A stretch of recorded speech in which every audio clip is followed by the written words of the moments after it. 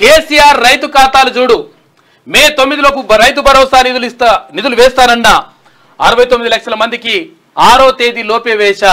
సిద్దిపేటకు పట్టిన శనీశ్వరరావును వదిలిస్తా.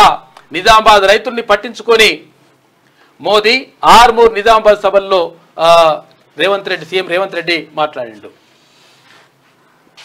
మొత్తం మీద మోదీ మళ్ళీ గెలిస్తే ఎన్నికలు ఉండవు. రష్యా చైనాలో మాదిరిగా 30 ఏళ్ల పాటు తననే ప్రధానిగా ప్రకటించుకుంటారు. దేశ సంపదను ఏ ఏలకు దోచిపెడతారు. అదాని అంబానీ అన్నట్టు.